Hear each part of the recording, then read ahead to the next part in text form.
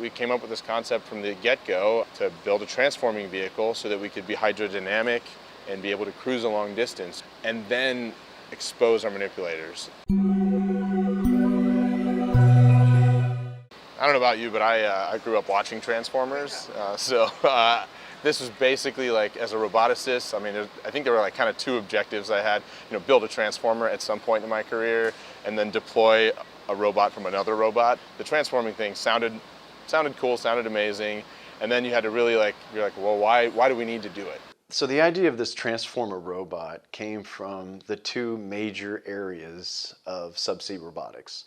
You have your AUVs, your submarine shaped, swim really far, really efficiently, and take pictures of everything. But they don't have any ability to touch the environment.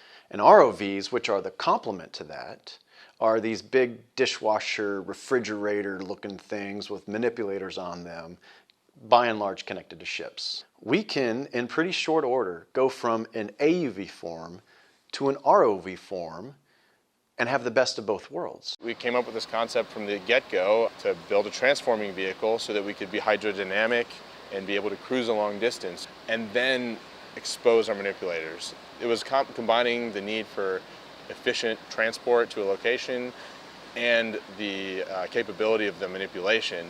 So that was really the crux of it, but we fought ourselves the whole way, trying to prove why we didn't need to do it, because a transforming robot is more complicated. So you have to prove to yourselves that you need it, and I think we did.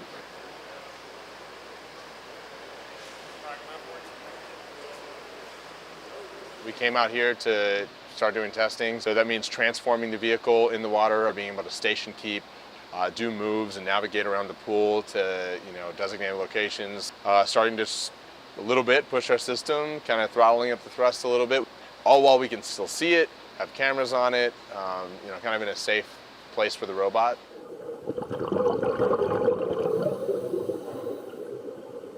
When I first got into this industry, 5 years ago, and I unrolled my first little picture of a subsea field, I went, you've got to be kidding me. I had no idea.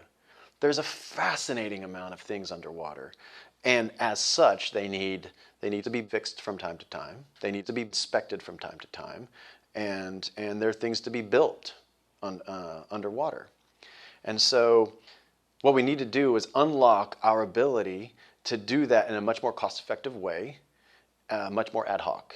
We're going to knock the cost of going into a subsea field and doing work down significantly, well below half the market rate right now. We're trying to change the face of the way people do work underwater currently. We think it's outdated. We think there's a different way.